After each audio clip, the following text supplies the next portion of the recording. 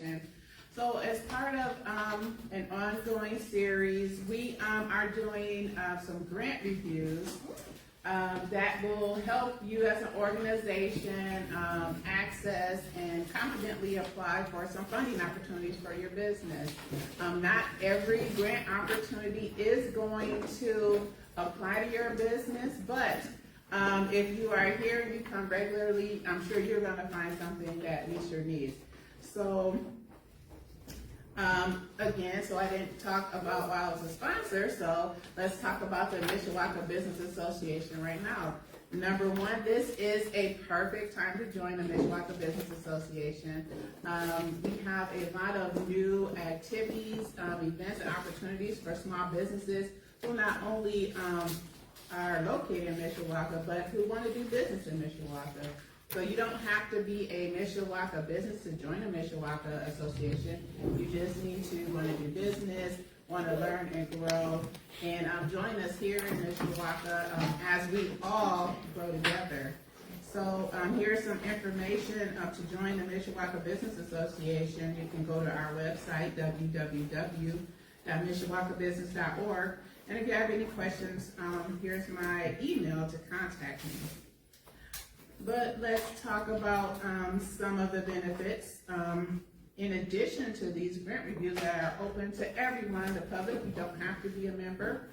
This is part of 1 Million Cups, so you can come to learn about these opportunities and other,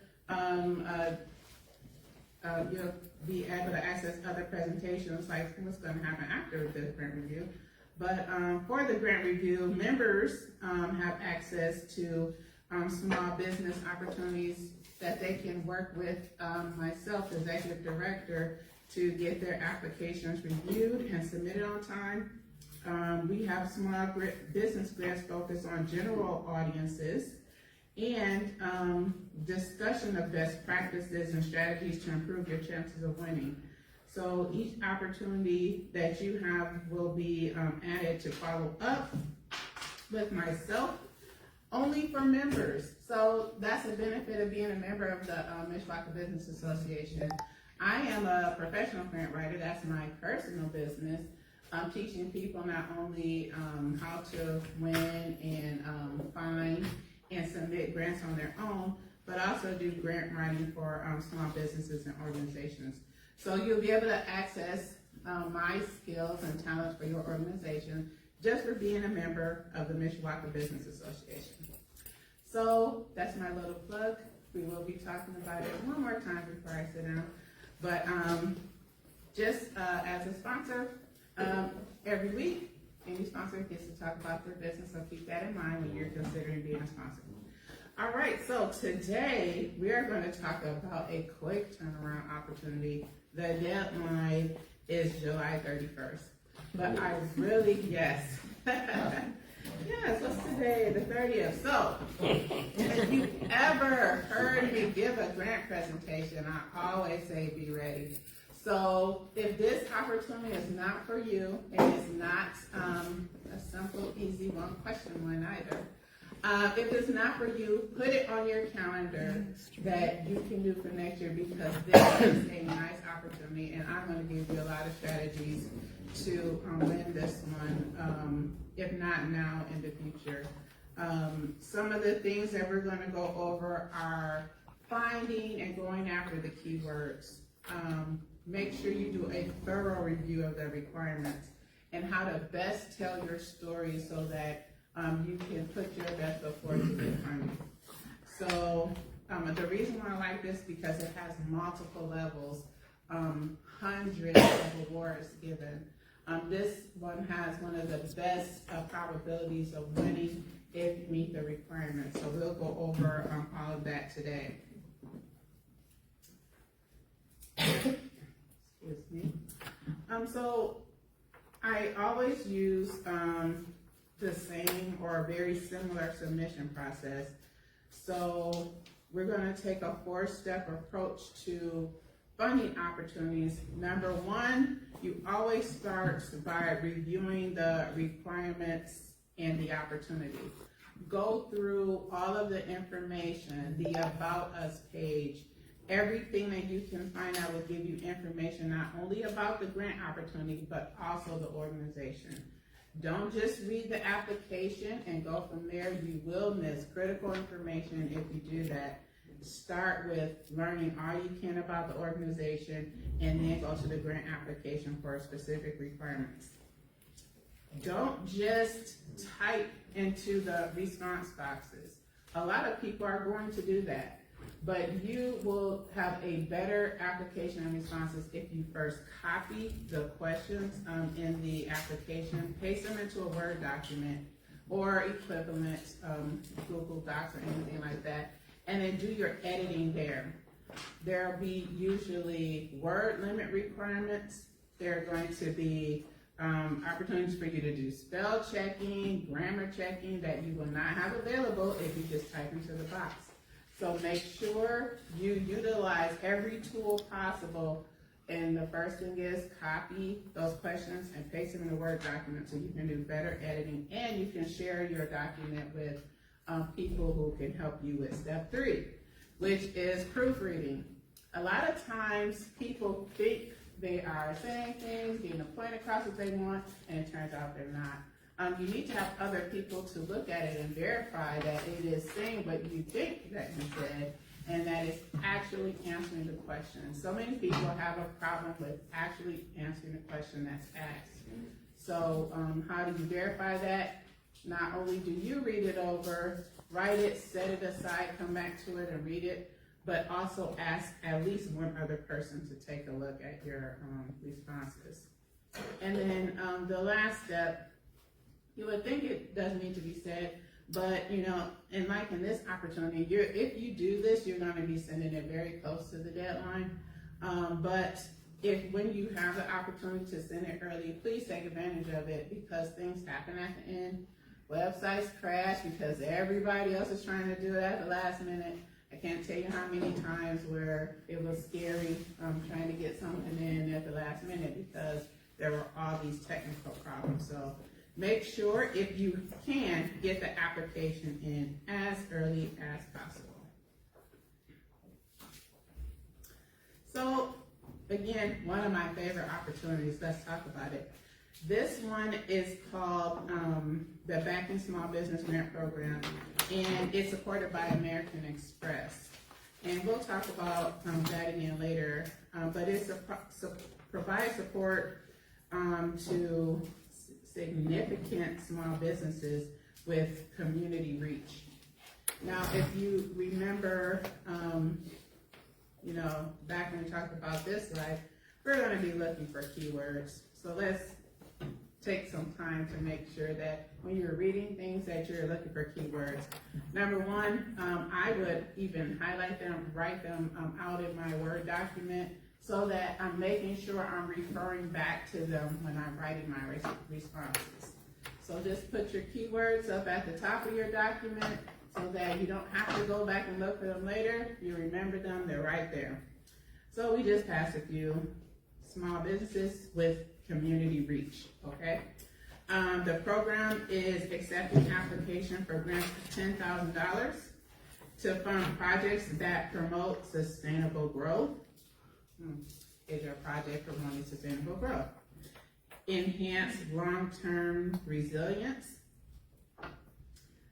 and create local impact. One of the things that I always talk to my small businesses about, so all grants are not about business as usual. They are not looking to fund your business to help you make a profit, although that's what your business does, right? We're all in business to make money, but that's not what grants are meant to do. The grants are meant to allow you to grow, pivot, but the organizations that win are the ones that have impact on their community, on a vulnerable population, some way benefiting the region that they're working in a non-typical way. Because all businesses provide services, but how are you impacting some area of your community that needs support? So this grant started as a disaster recovery grant, but it did pivot to make a broader reach. This grant offers 400 additional grants for $10,000.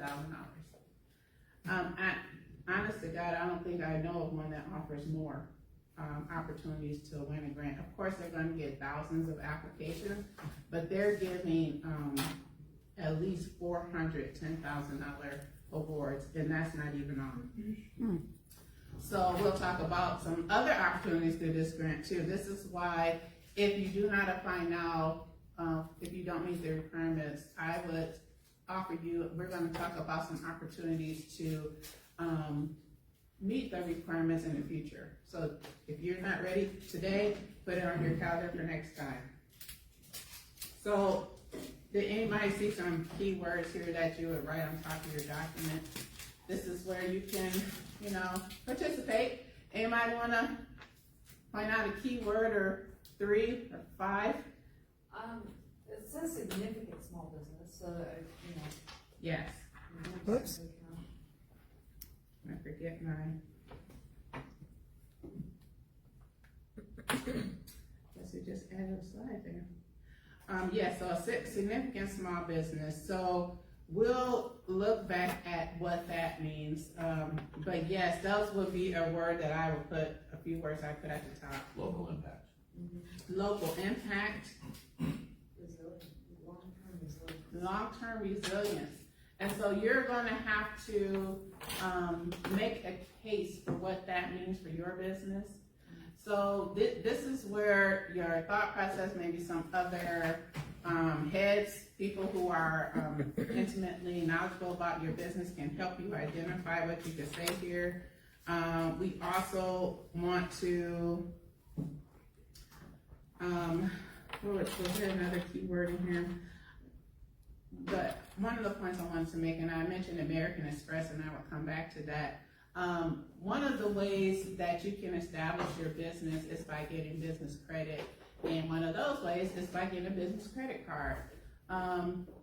American Express has an excellent business credit card, and it's a way to establish a relationship with them. So if your business does not have credit, this might be a good time to consider getting an American Express business card. Now, I don't usually do commercials for them, but I do want you to be able to get a grant.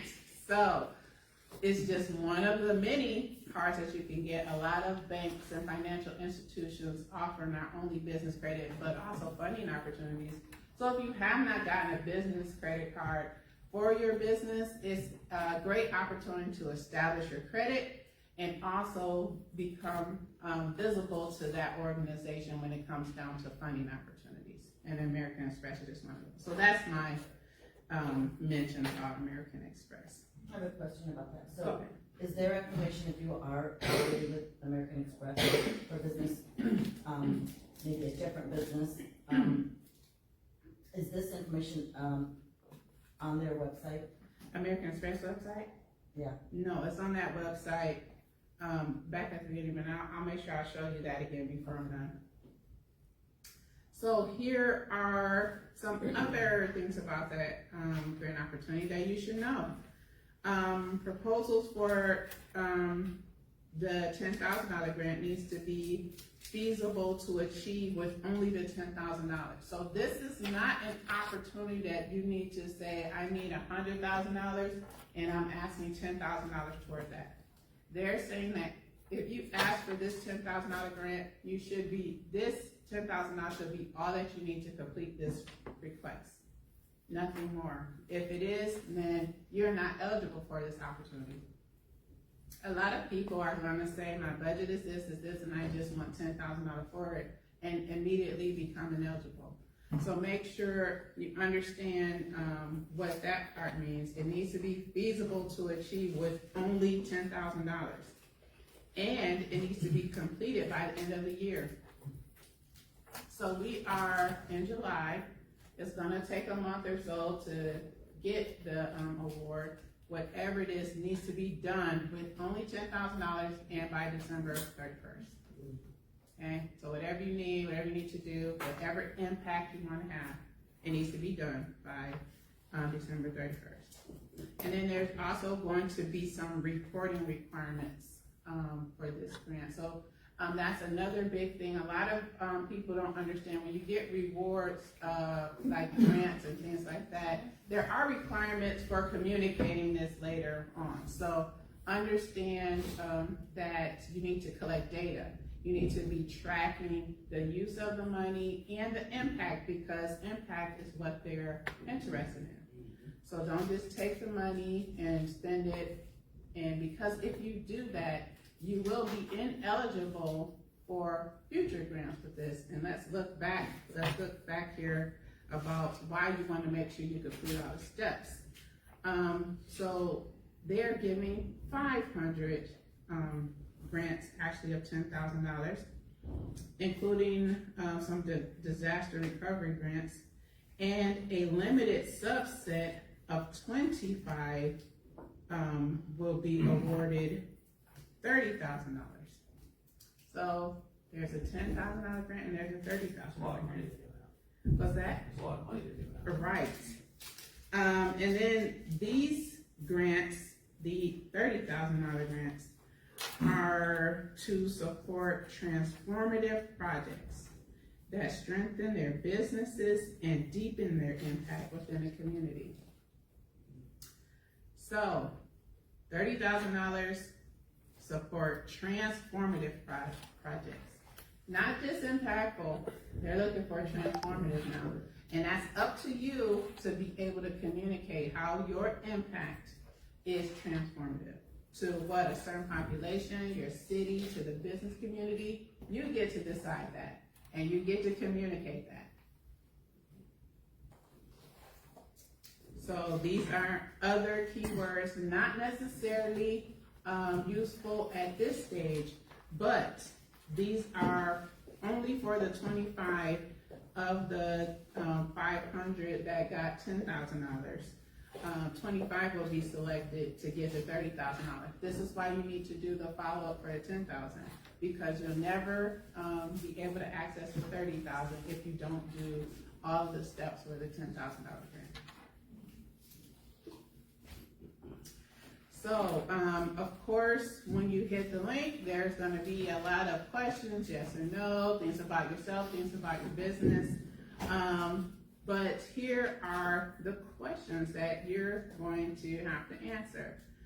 So, in all of your writing, before we go through these, I want to give you a little perspective. Number one, you're not writing about your business and what your business needs. So many people are going to do that. Of course, you need marketing. You may need some equipment. You may need some inventory. That is not what you're going to write about. This grant opportunity is about impact. And you're going to write about how, when you get those things, you're going to be able to make this impact that they're so interested in. So if you focus on, we really need a printer, the printer will help us do this, and the printer costs $5,000, it's an industrial printer. Nobody cares about your printer. We understand that you need that, but that's not what they're funding. They are looking to fund impact. And if we will talk about the printer that we need, yes, but 90% of this grant opportunity must be focused on your impact. How is it transformative? How is it adding to the resilience of your organization? How is it making you impactful? So make sure when you are answering these questions, make sure you're probably going to start writing about your need, writing about yourself. But I'm going to talk to you about how you refocus your mind back to the impact. So let's talk about number one. Tell us a little bit about yourself and what made you want to be a small business owner. And how did you get started? Personal experiences, and a community inform how you develop your business. So, a lot of us have stories, right? We didn't want to work for someone else. We had found out that we were good at something and we could make money at it. We wanted to pursue it. Wrong answer. Our answer, again, is about our key words. So we're going to go back to our key words at the top. Tell us a little bit about yourself and what made you want to start a small business. You saw a need in the community and you want to make impact, right? you were maybe living under what someone else thought was important, but you saw that what your skills could do would positively impact others. Tell us about your experiences. How did your experience make you more resilient? How did your experience add to the skill set you need to make you more impactful? You see how my keywords are going to be reiterated in my responses, not on, what I probably would have said had I started typing, but now they're going to be very focused on what the funder finds important. What, have you faced any challenges or hardship in building your business? Yes, we're going to describe here how we use our skills, resources, knowledge, connections to become more resilient. Because this is what they're talking about. Don't tell the story of, how someone tried to scam me and, I had to get over. Unless you're going to spin it about how that made you more resilient, how that made you more impactful, how that deepened your reach into your community. Those should be the things that you tell about. Everything that happens everything that happens to you isn't relevant to every question. Make sure you only use the relevant parts of your story, your history, that will make the case for this grant opportunity. So tell us about your business today, including what products and services you offer and which communities you serve. Well, you should be talking about a community that's how you are impactful in your community, how in the community you are making a difference, improving or helping a vulnerable population. Is it children? People with disabilities? Are we helping people who are living check to check learn how to, better meet their needs, better support their families, better take care of their health or wellness? There are opportunities for you to get off track here when you're talking about your business, but make sure your keywords are continuing to resonate to your response. Of course, this one is more direct. Please describe the role of your business plays in your community. What makes your business significant? Now, this is great. Hopefully you talk to your customers and your clients and get feedback from them. This is a great place to use that information. Somebody like Mia's Oils, where she helps women who may be going through cancer, children, people with alopecia, try to feel better about themselves. What are some of the things that they're seeing that have helped them, your product services have helped them feel better? So talk about who you are supporting. Again, everybody, if your products would apply to everybody, that's not a good answer. Think about it. Who is it that you are really impacting? Who is it that is benefited? It could be families. It could be schools. It could be municipalities that provide essential services to people. But make sure, however it is that you do it, it could be IT, right? That sounds sexy all the time, but that also connects people with the world. So without what you do, people can be isolated and fall behind, not having jobs, not being able to do their homework, not being able to. So that's very critical if you really think about how it impacts people. And then how do you plan to use the award? This is the only place where you're going to talk about what you're actually going to use the award for.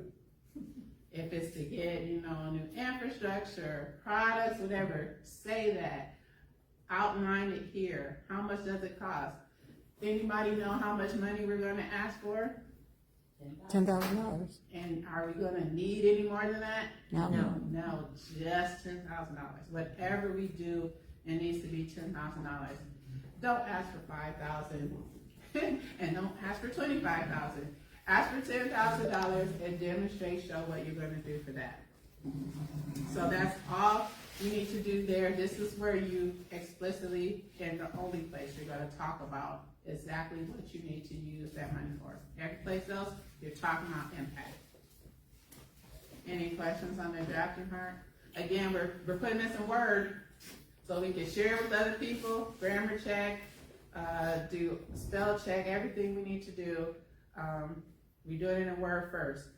And I wanted to mention, all of these have word limits. So you're gonna write out everything you wanna say.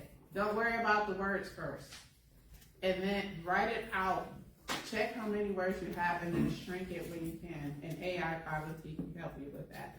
Well, that was gonna be my question. Yeah. So I just wonder, like, do they advertise any criteria, or in your experience, like, I mean, I use ChatGPT a lot. Like, I could put in these prompts and some of my stuff and tell them how many words, and it'll generate something. Yeah. But, like, do these organizations frown on it? Did they use AI detecting tools to say, hey, you didn't write this wasn't you, this was ChatGPT that wrote that? Like, I would be concerned about that. Yeah, so there was no mention of the use of AI restrictions in this. So my personal belief on AI use is, I think you need to start with your own heart, your passion, your words, Okay. and then see if AI can help you condense or refine it. Or think of something that you didn't think of. Yeah. But I wouldn't depend on it because it does make up things right now. I don't know why, it just adds things that may or may not be true. And it may lead you down a path where you may not want to go. It has ideas of what you could do with the money, I'm sure. If you say, I'm going to do this, and it's like, the logical path with AI is that you do something that you did not plan to do. But again, if you did do that, got an award for $10,000, I would encourage you to do what you said you were going to do, so that you'd be eligible for the $30,000. Also, I'm wondering if you put your own ideas into, okay, so for example, I have a blog, so I have an idea what I'm going to blog about. So I go into AI and I write what I want my blog to be about. So like about these 10 things, and I want it to come to this conclusion, blah, blah, blah. Then I ask it to create a blog around that. Then I've asked it, is this original content or did you copy it from somewhere else? So I ask AI that. And most of the time it says it created an original content because I gave it technically the content.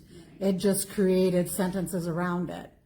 So also in copywriting, if you do 25% of it as your words, then it's considered an original document.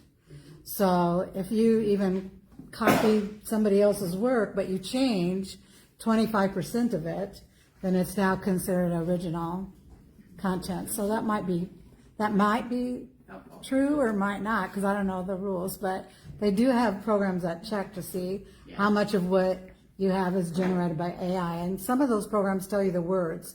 Like there's certain words that only AI pretty much uses. So then you can remove those words. Well, everything you read on the internet's true. Exactly. And another thing is, in my use of AI, and comparing it to my own work, I find it to be very general. So it's like having a grant writer with no experience in your business write your grant for you. It's going to be general. Yeah. You have specific information, data, numbers that you need to add to it, to add depth, to add your own passion into it. So even if you use AI to help you, start with your own words and then try to use it to condense. Yeah, that could be not more true than what you just said. I used to write articles about guerrilla marketing, which is not really well known. But I used to write teaching articles on that, and I would write the article, we would feed it to AI. All they did was clean it up a little bit. They did not change the content, because that was really important, because there's only one thing I wanted to get across on certain subjects of guerrilla marketing. And it was a whole series. It was a 12-month series of guerrilla marketing. But they just changed it just enough to clean it up. Right. They did not change the gist of the content. And that's, you know, cause you can tell what somebody's written and it's, you know, GPT, generated. Right. I can spot it a mile away. But this one was, it had my own words. Right. And it took a couple of prompt, learning curve. Right.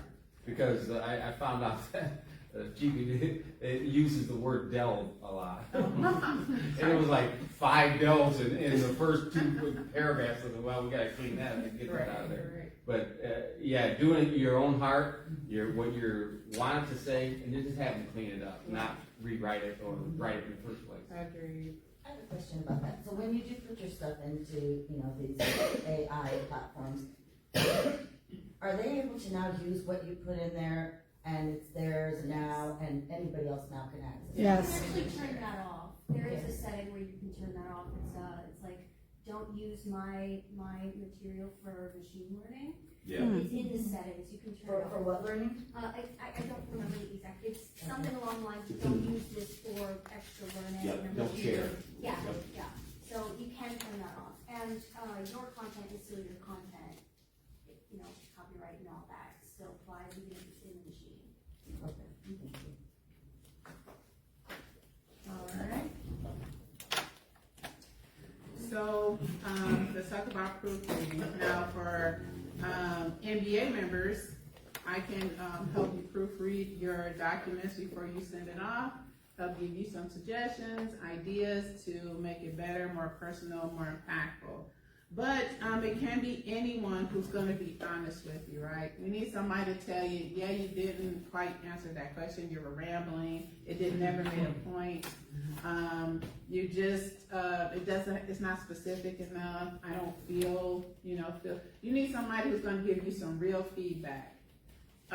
So don't just ask anybody. Ask that person who is annoyingly specific. So here are some of the questions that you want to ask those people who help you proofread. Did I describe what I wanted to? If you told them what you were trying to get across, ask them, did you describe that? Are there any lingering questions?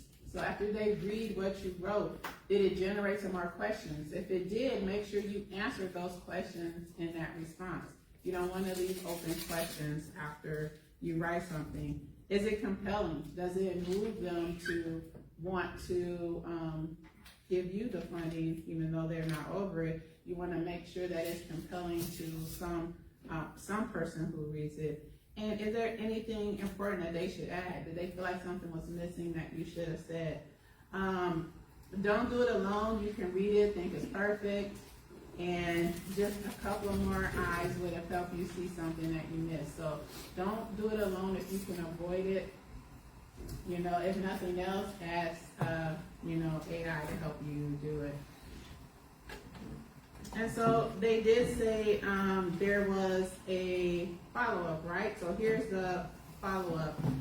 First of all, if you don't do the final report, you aren't eligible for the $30,000. You do need to keep track of data while you're doing your project or program so that you can use it for accurate reporting. And there is a deadline for submitting. So grantees must complete their project by December 31st, 2025 and submit a required final report by January 15th.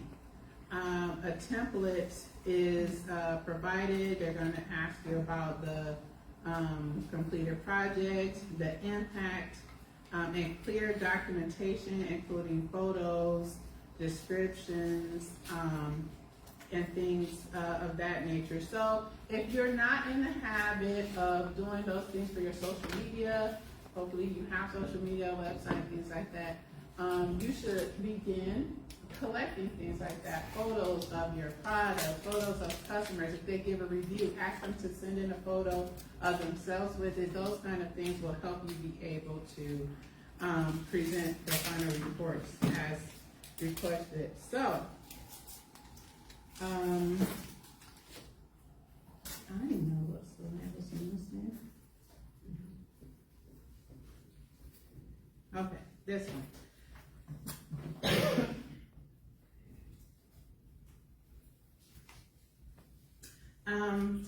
are the requirements. Is this for you, right?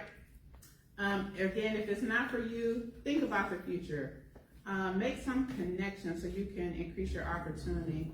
And this is one of the best opportunities for small businesses that out there. But if it's not right for you, don't overextend yourself. There are other opportunities. Let's look at the requirements. Number one, you must be at least 18 years old. You need to be in business since January 2024. You need to not be a solely web-based business since January 2025. So I know some Not be a people what? solely web-based. Oh, okay. Okay, so if you're solely web-based, this isn't order. This is not one for you. If you do need to be in a brick and mortar. Also, not only brick and mortar, but also in an older or historic downtown or commercial district. So let's talk about this. I know this does not apply to everybody, but I'm going to give you some examples of how this works when we go through. You need to be an independent business, not a franchise. You need to be a for-profit and in good standing with 20 or fewer employees. Okay, so let's talk about the big one, the brick and mortar. So there was a young lady who came in and did a presentation here at 1 Million Cups. Maybe you were here. She was what's the people who call the stamp things that you sign? Notary. Notary, thank you. She was a notary, and she did like a mobile notary. But what she did was partner with a candy shop location to give herself a brick and mortar. And she just pays a small rent, and she has a place where she can meet with people and when she needs to. So even in my business, like I work from home, so I will not be ready for this this year because you need to be have a brick and mortar by I believe January 2025. So that means by January 2026, if I want to apply for this next year, I need to have a brick and mortar location in a downtown district. So I started thinking, I'm like, where is there a place that I could partner with just to have a location that I could go to at sometimes work out some kind of arrangement? Would it be worth it for $10,000? Would it be worth it for $30,000 if I could do the next one? Maybe. I'll think about it. I have time. This is due July 31st, now 2026 if I'm not ready this year. So I have time to think about it. But just that one young lady's, her experience definitely made this seem possible for myself and some of the other businesses. If you're solely web-based, just having a spot where people could walk in or you could meet or talk or even sell products from may be helpful. Would not that it exists right now, well, kind of does. Would a mailbox at a co-working space count as brick and mortar? So I'm not sure if a mailbox would, but I know there's a co-working space in South Bend that's coming available. So you would have a temporary office or something there, that would actually work. You have an office location at a co-working space. So that would actually work. Yeah. So but what I say here is, even though this is a good opportunity, if it's not for you, don't overextend yourself. Don't give yourself a monthly rent payment when you don't need to. Okay, only if this is for you. So think about it and consider it. I'm saying, where did that slide go? I want to make sure I go over that before we got to the end because I skipped it to go to the follow-up. So just with this and all other grant opportunities, make sure that you keep on topic, put your keywords down, and make sure you reference them in your responses. If you don't have any community investment, if you haven't right now in your everyday work, think about it. Think about how you can invest in your community. And to start, because that does make you more fundable across the board. If you don't also have your website or social media up and active, please start doing that too. That's a lot of times I'm seeing that requirement. So please take advantage of this opportunity if it works for you. This is a one-time annually, so this has been around for years. It most likely will come back next year. Again, use a Word document to write out your responses before you paste it into the response boxes. There are 250 word limits, so keep that in mind. If you are an MBA member, you can make an appointment with me to review your documents. And as always, I wish you good luck on your grant writing journey. So, what are your next steps? Number one, you can always join the MBA. Go to mishawakabusiness.org, and it's very affordable to become a member. So go to mishawaka.org, take a look at the membership opportunities, and if you have a question, you can always contact me.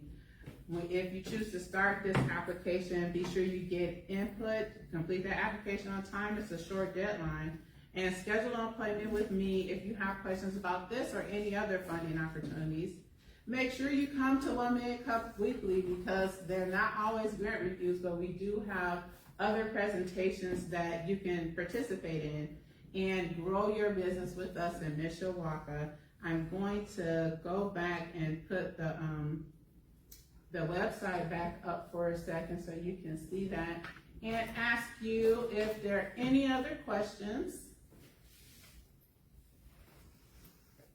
I had one, and you might have said it, but who is giving out this grant money? So this one is sponsored by American Express, Oh, and I that's see. why they got a little pitch there in the beginning about giving your potential establishing your business credit. If you haven't yet, that's just a great opportunity to establish your business credit with American Express.